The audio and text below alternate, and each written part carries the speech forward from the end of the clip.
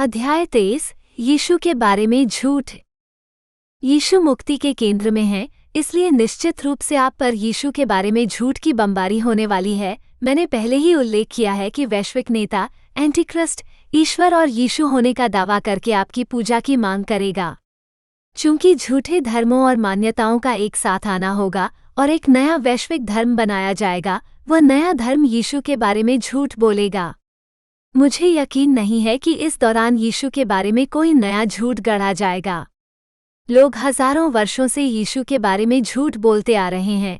यहाँ कुछ झूठ हैं जिनकी आपको उम्मीद करनी चाहिए। यीशु शैतान है, यीशु भगवान का पुत्र नहीं है, यीशु सिर्फ एक आदमी था, यीशु वास्तव में मरा नहीं था, यीशु पुनर्जीवित नहीं हुआ था, यीशु वापस नहीं आ रहा है, यीशु ये एक मिथक था, यीशु आपको बचा नहीं सकते और यीशु आपसे प्यार नहीं करते। ये सुर्खियां बताती हैं कि आप यीशु के बारे में किस प्रकार के झूठ सुनेंगे। नवनियुक्त समलैंगिक बिशप ने घोषणा की कि भगवान एक महिला हैं। यीशु की मृत्यु के बारे में आप जो कुछ भी जानते हैं वो गलत है, उन्हें क्रूस पर भी नहीं चढ़ाया गया था। कम बजट वाली अमेज़न प्राइम डॉक्यूमेंट्री इस सिद्धांत में रुचि के विस्फोट का संकेत देती है कि यीशु एक यूनानी व्यक्ति थे जिन्हें अपोलोनियस कहा जाता था। विद्वानों की बढ़ती संख्या यीशु के ऐतिहासिक अस्तित्व पर सवाल उठा रही है। क्या यीशु समलैंगिक थे? शायद। यूएफओ विशेषज्ञ के अनुसार ईसा मसीह एक एलियन थे। यीशु के बारे में आप जो बड़ा झूठ देखने जा रहे हैं उनमें से एक ये है कि यीशु ने स्वयं हमें इसके बारे में चेतावनी दी थी, जिसे आप नीचे पढ़ सकते हैं। उन्होंने कहा कि कई लोग उनके होने का दावा करते हुए आएंगे और वे आपको उनसे मिलने के लिए प्रेरित करने का प्रयास करेंगे। वे चिन्ह और चमत्कार भी करने में सक्षम होंगे। यीशु ने उनको उत्तर दिया, सावधान रहो, कोई तुम्हें भरमा न ले, क्योंकि बहुत से ऐसे होंगे जो मेरे नाम से आकर कहेंगे, मैं मसीह हूँ, और बहुतों को भरमाएंगे। बहुत से झूठे भविष्यद्वक्ता उठ खड़े होंगे और बहुतों को भरमाएंगे। उस समय यदि कोई तुमसे कहे, देखो मसीह यहाँ है या वहाँ है, तो विश्वास न करना, क्योंकि झूठे मसीह और झूठे भविष्यद्वक्ता उठ खड़े होंगे और बड़े चिन्ह और अद्भुत काम दिखाएंगे कि यदि हो सके तो चुने हुओं को भी भरमा दें। देखो, मैंने तुम्हें पहले ही से बता दिया है, इसलिए यदि वे तुमसे कहें, देखो वो जंगल में है तो बाहर न जाना, या देखो वो कोठरियों में है, तो विश्वास न करना, क्योंकि जैसे बिजली पूर्व से चमककर पश्चिम तक दिखाई देती है, वैसे ही मनुष्य के पुत्र का आना भी होगा। मत्ती 24:4-5, 11:23-27। यीशु वापस आएंगे, लेकिन क्लेश अवधि के बाद तक नहीं। आप इसे मिस नहीं करेंगे या उसे कोई और समझने की गलती नहीं करेंगे। वो स्वर्ग आरोहित किए गए सभी लोगों के साथ बादलों पर आएगा।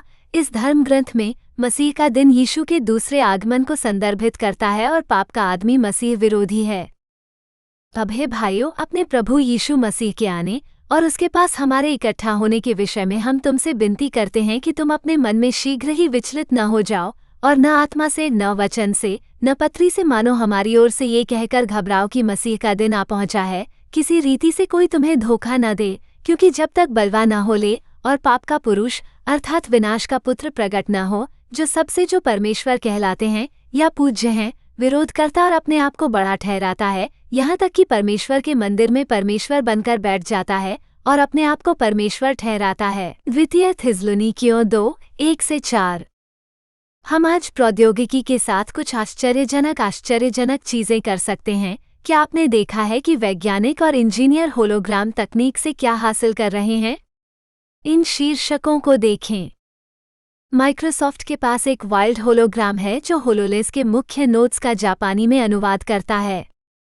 एक जर्मन सर्कस जीवित पशु कलाकारों के बजाय आश्चर्यजनक होलोग्राम का उपयोग करता है।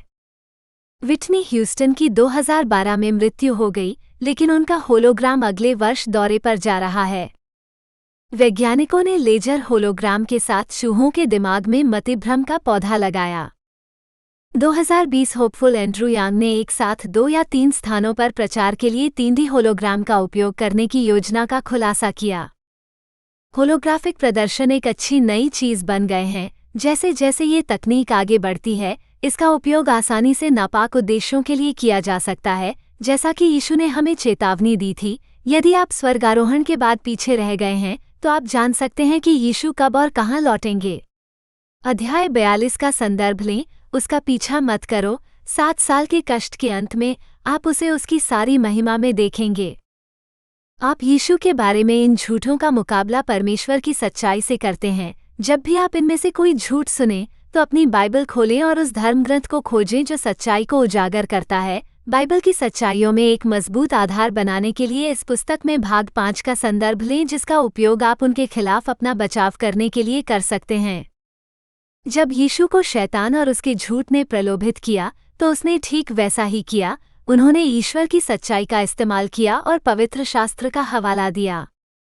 यीशु पवित्र आत्मा से परिपूर्ण होकर यर्दन नदी से लौटा और आत्मा के द्वारा जंगल में 40 दिन तक ले जाया गया, जहां शैतान उसकी परीक्षा करता रहा। शैतान ने उससे कहा, यदि तू परमेश्वर का पुत्र है तो इस पत्थर से कह दे कि रोटी बन जाए। यीशु ने उसको उत्तर दिया, लिखा है, मनुष्य केवल रोटी से नहीं परंतु परमेश्वर के हर एक वचन से जीवित रहेगा। लूका 4:1-4। यीशु ने कहा कि हमें परमेश्वर के प्रत्येक वचन के अनुसार जीना चाहिए। ऐसा इसलिए है क्योंकि धर्मग्रंथ जीवित है और झूठ के खिलाफ एक हथियार है। यह आपके सामने सच्चाई उजागर कर देगा। क्योंकि परमेश्वर का वचन जीवित और प्रबल और हर एक दोधारी तलवार से भी बहुत चोखा है और प्राण और आत्मा को और गांठ-गांठ और गूदे-गूदे को अलग करके वार पार छेदता है और मन की भावनाओं और विचारों को जांचता है। इब्रानियों 4:12। अब आइए उन कुछ झूठों पर विचार करें जो आप यीशु के बारे में सुनेंगे और देखेंगे कि बाइबल प्रत्येक के बारे में क्या कहती है। झूठ, यीशु शैतान है। जब यीशु पहली बार पृथ्वी पर थे और लोगों में से दुष्टात्माओं को निकाल रहे थे, तब कुछ लोगों ने यीशु के बारे में यही झूठ कहा था। उन्होंने कहा कि उन्हें अपनी शक्ति शैतान से मिली है। यहाँ हम यीशु की प्रतिक्रिया देखते हैं। चूंकि वो शैतान से लड़ रहा है, इसलिए संभवतः वो शैतान द्वारा संचालित नहीं हो सकता। इस झूठ का कोई तार्किक अर्थ नहीं है, चाहे कुछ भी हो। नहीं, ऐसा नहीं है, क्योंकि शैतान स्वयं के विरुद्ध नहीं लड़ रहा है, वो भगवान के खिलाफ लड़ रहा है। इसलिए यीशु शैतान नहीं हो सकता। एक दिन यीशु ने एक ऐसे व्यक्ति से दुष्टात्मा को निकाला जो बोल नहीं सकता था, और जब दुष्टात्मा चला गया तो वो व्यक्ति बोलने लगा। भीड़ आश्चर्यचकित थी, लेकिन उनमें से कुछ ने कहा, कोई आश्चर्य नहीं कि वो दुष्टात्माओं को निकाल सकता है। उसे अपनी शक्ति शैतान से मिलती है, जो दुष्टात्माओं का राजकुमार है। वो उनके विचारों को जानता था, इसलिए उसने कहा, गृहयुद्ध से विभाजित कोई भी राज्य बर्बाद हो जाता है, झगड़े से बिखरा हुआ परिवार बिखर जाएगा। तुम कहते हो कि मैं शैतान द्वारा सशक्त हूँ, लेकिन अगर शैतान विभाजित है और खुद के खिलाफ लड़ रहा है तो उसका राज्य कैसे बच सकता है?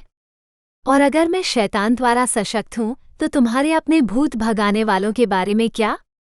वे भी दुष्टात्माओं को निकालते हैं, इसलिए वे तुम्हारी कही बातों के लिए तुम्हें दोषी ठहराएंगे।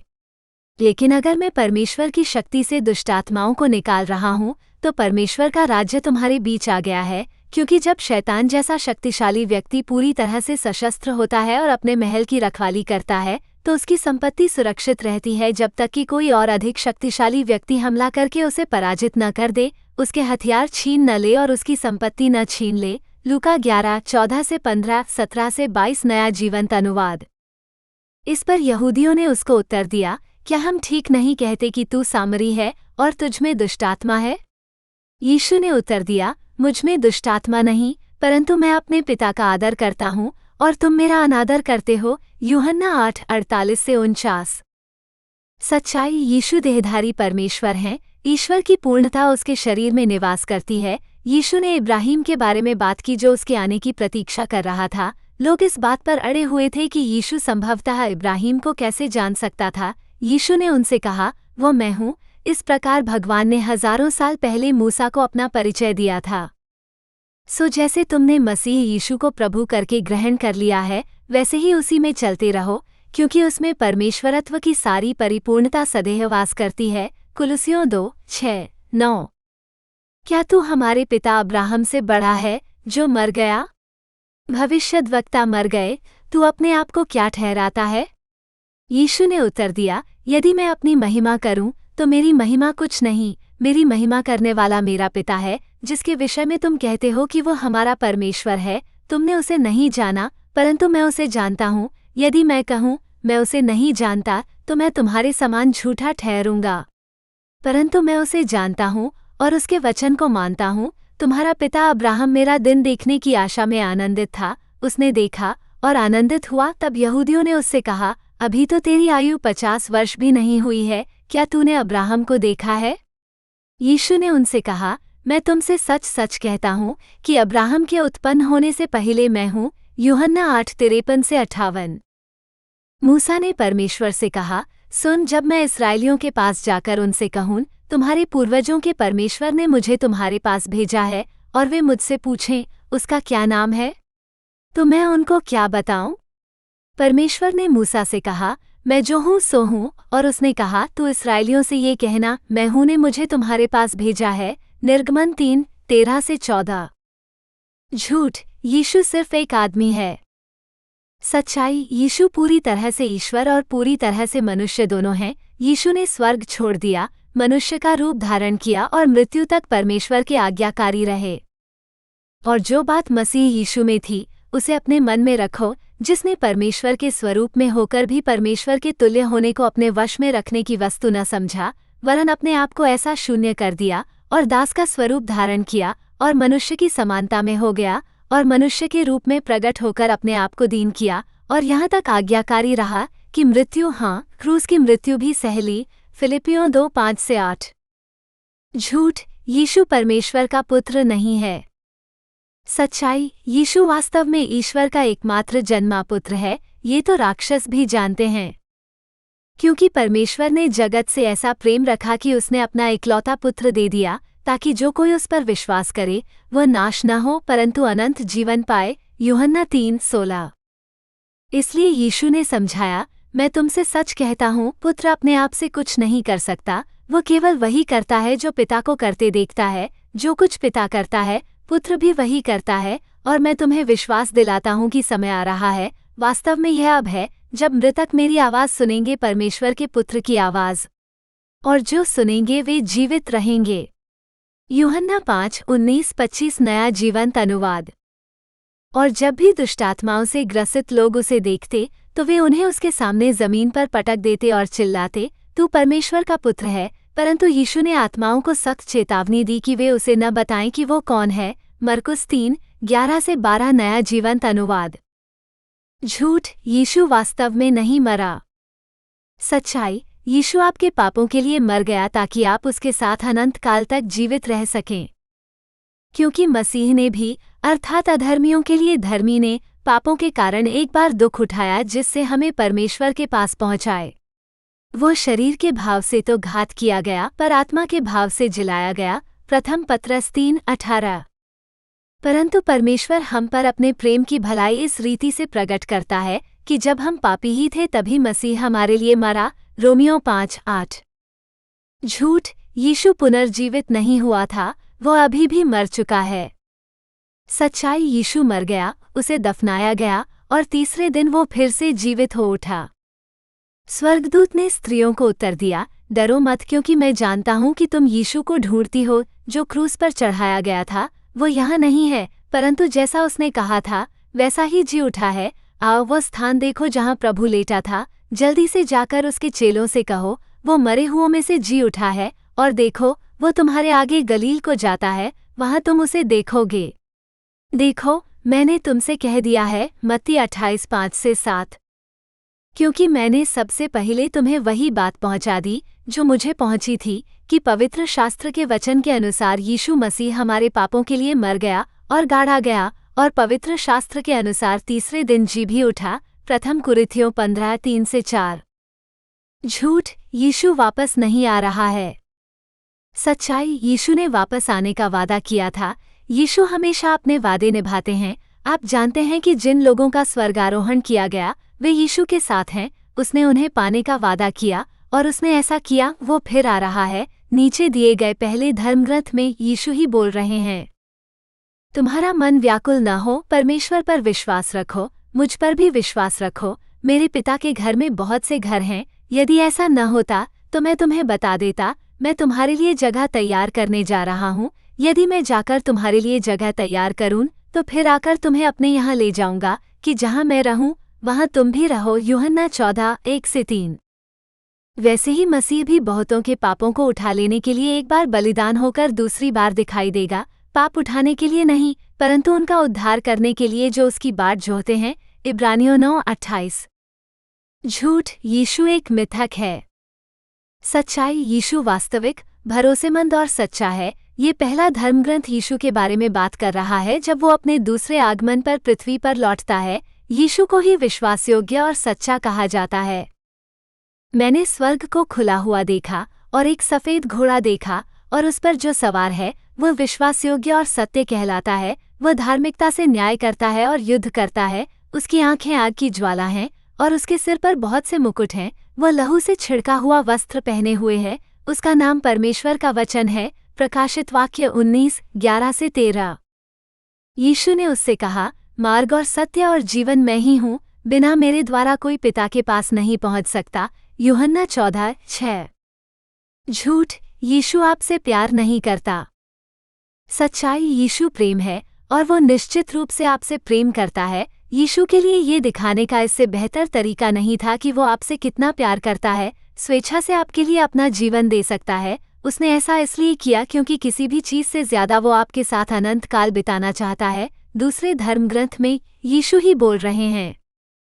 परंतु परमेश्वर ने जो दया का धनी है, अपने उस बड़े प्रेम के कारण जिससे उसने हमसे प्रेम किया, जब हम अपराधों के कारण मरे हुए थे, तो हमें मसीह के साथ जिलाया। अनुग्रह ही से तुम्हारा उद्धार हुआ है और हमें उसके साथ उठाया और मसीह यीशु में स्वर्गीय स्थानों में उसके साथ बैठाया, कि वो हम पर अपनी कृपा से, जो मसीह यीशु में है, आने वाले समयों में अपने अनुग्रह का असीम धन दिखाए।